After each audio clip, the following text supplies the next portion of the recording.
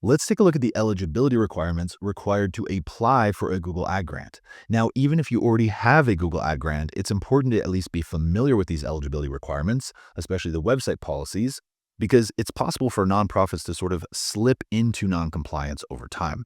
So let's start with the most simple eligibility requirement, which is simply being a nonprofit. But Google wants you to be a certain type of nonprofit. So you can see the following are not eligible. That's governmental entities and organizations, schools and academic institutions, and hospitals. And I want to clarify here that this or healthcare organization, this is a version of a hospital, is what they're trying to get at here. In other words, if you are a nonprofit that supports a particular medical condition like, the American Cancer Society or something like that, you are still qualified for a Google Ad Grant. Additionally, there are country requirements, so you can see those here, and there are quite a bit of those. So we're not going to read those off in this video, but you can check out Google's documentation. Now, let's get into the website policies. So one of them that seems really straightforward, which is you need to send traffic to your own domain, but actually has a little bit of nuance to it. And that's when it comes to subdomains. And this is where I see people getting caught up and a little bit confused.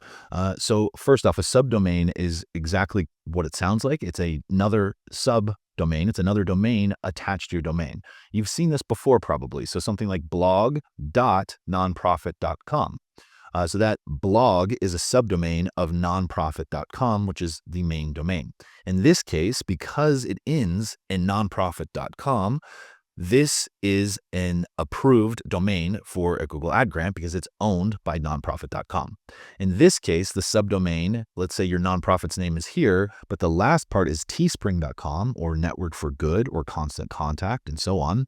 In this case, this domain is not owned by you, so this would not be allowed. And this is the issue where people get confused. Either they have a landing page made through their email provider or a shop or something like that. So check the last part of the domain, and as long as it's your domain at the end, you're good to go. If it's not, then you have a subdomain on someone else's website, and so that's not an approved domain and not something you can get added to your Google Ad Grant account. Next, you need to have a fast loading website. So page speed can get very complicated very quickly. We're going to keep it simple and just say that you can use the Page Speed Insights tool from Google to check your page speed. A good rule of thumb is, does your website load in less than 2 seconds? If that's the case, you're already on a good start. If it's faster than 2 seconds, you're going to run into some problems and something will need to be fixed, and this tool can help you fix it. It's going to give you the biggest aspects of your page speed or what's slowing down the page speed. Most often, this is going to be unoptimized, very large images, and those are usually easy wins for improving this. So check your page speed, take a look and see if there's some easy wins there, and just know that this tool exists. If you run into problems, get rejected, or at some point get suspended, you'll want to make sure you check this box off and make sure your page speed is up to par. Next, your website must be secure. So what this means is you need to have an SSL certificate, which is going to give you this HTTPS at the start. These days, it's uncommon to find websites that don't have this. So as long as your website loads correctly with HTTPS and then your domain, you're going to be good to go. And you can see here on Chrome, if you click this little button, you'll be able to see, yes, this connection is secure and so on. So this is because Cat Care Society has an SSL certificate. Next, your website needs to be clear, easy to navigate, and have original content. So taking a look at Cat Care Society, we can see it is very clear. Their mission is right here. They're telling you exactly what they do. We can navigate this website right here. We have a clear navigation bar. And then this is a small little add-on that I do see cause problems sometimes, is Cat Care Society also has their tax identification number. They're saying, hey, we're a 501c3.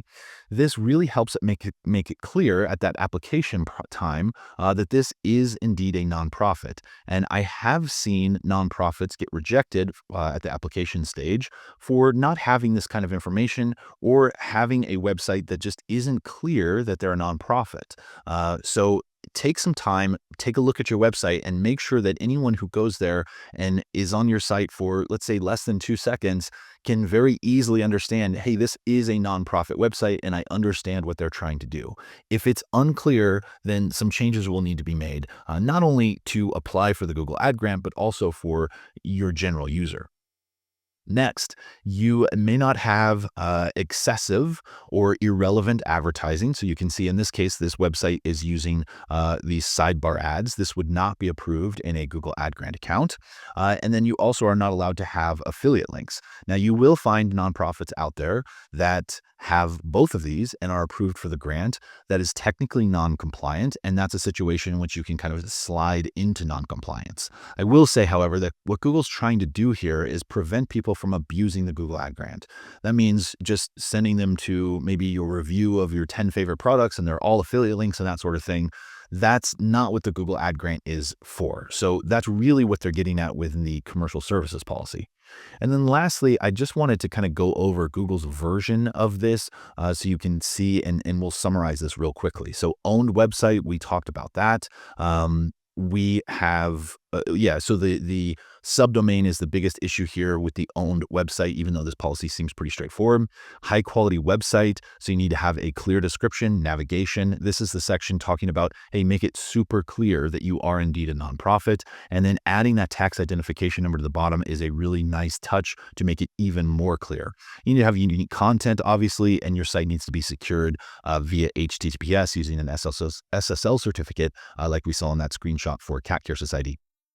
You need to have limited commercial activity. So like I said, it just can't be the main purpose.